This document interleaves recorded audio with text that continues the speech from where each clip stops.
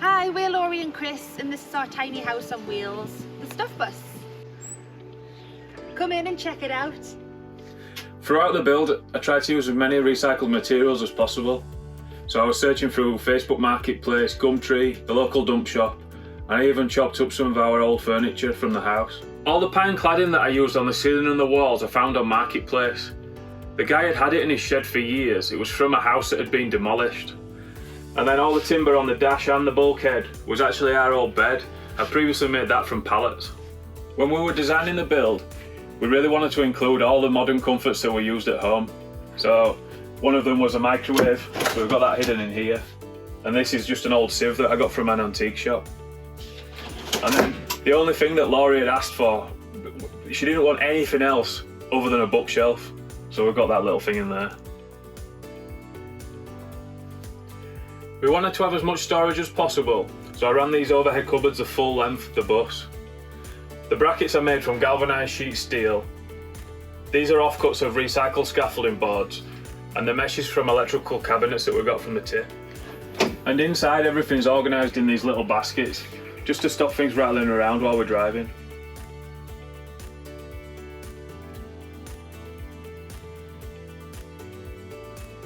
We still wanted to keep a large fridge, and this was the biggest one that we could fit into this space. Above it we have the printer, which is essential to our business needs, and in here we have a secret full-length mirror. Because we wanted to get out of both sides of the bed, the largest one we could fit was a double, but we did make it higher so we could utilise the space underneath. So we've got 3 drawers, and we can lift the bed up to access the batteries and the inverter. So I mounted the bed on struts so that we could lift it up to access the batteries.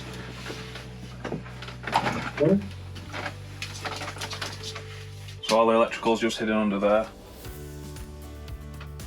The kitchen cupboards are made from old louver doors that Chris found on Facebook Marketplace, and the bench top is actually our old dining table that Chris previously made using reclaimed scaffolding boards.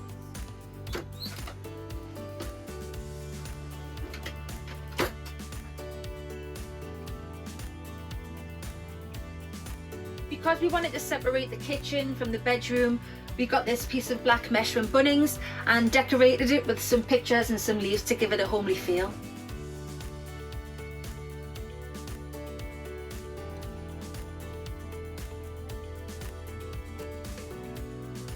The back of the bus was one of the most challenging parts. I wanted it to appear that that was just the end, but in fact our shower, toilet, wardrobe and washing machine are all hidden behind there. So in the far side, we've got a full-size shower. This was the only thing that was left from the original fit out. The only thing I did in here was painted it, installed a skylight and repositioned the shower head to put it overhead.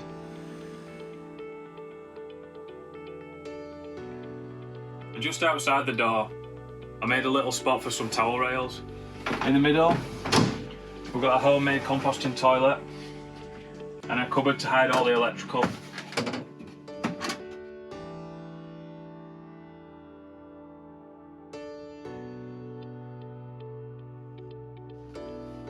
And then in this side, we've got a wardrobe, and in the back our washing machine.